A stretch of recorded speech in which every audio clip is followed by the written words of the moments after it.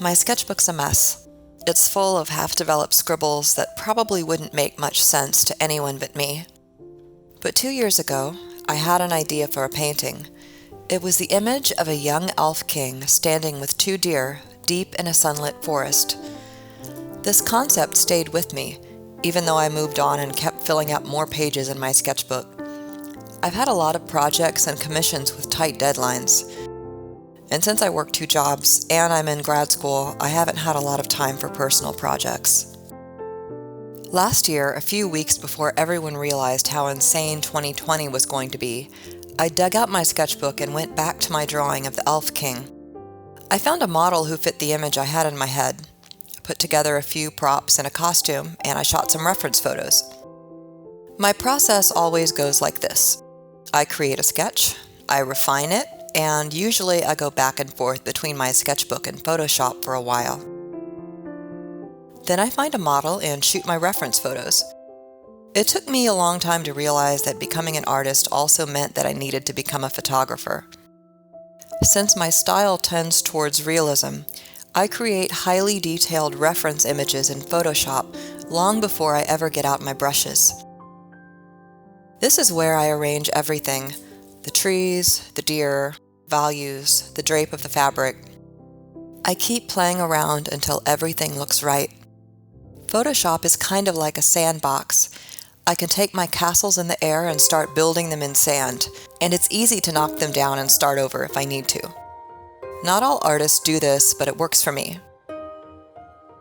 It's easy for me to get caught up in the details, especially in Photoshop, where I can zoom in on one tiny area and noodle around forever. I try to zoom out from time to time and make sure my image works in miniature. The most important areas should still read easily.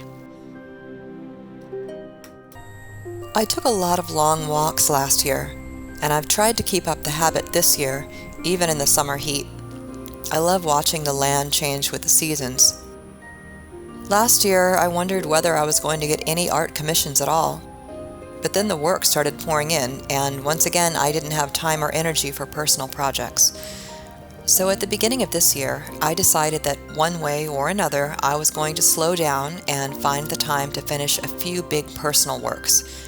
My Elf King is one of them. In my head, I've been calling him the Summer King. He's supposed to be the embodiment of summer.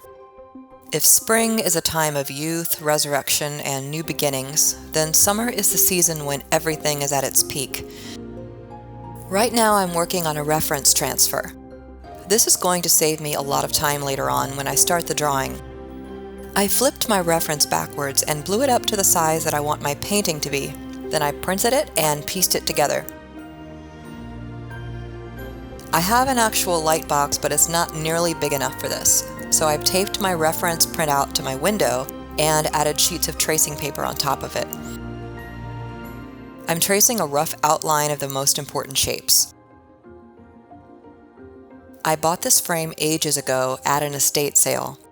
It's a beautiful frame, but it needs some love. I especially want to get rid of this inner frame that's covered in stained fabric. Fortunately, it was only nailed in, not glued, so I was able to pry it out with a screwdriver. Although I had to work slowly so that I wouldn't damage the outer frame or stab myself with an old nail.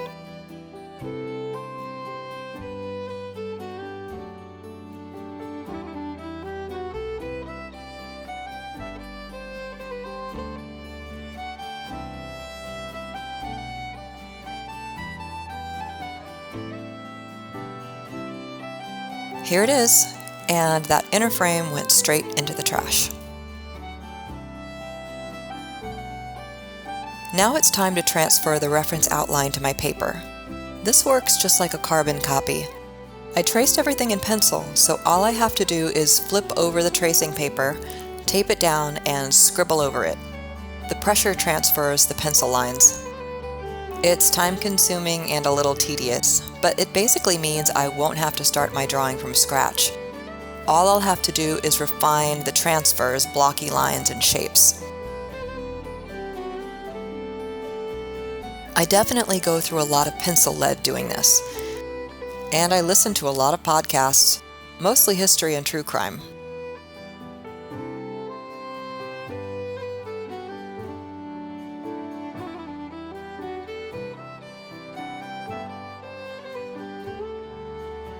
Let's pull up the tracing paper and see what it looks like.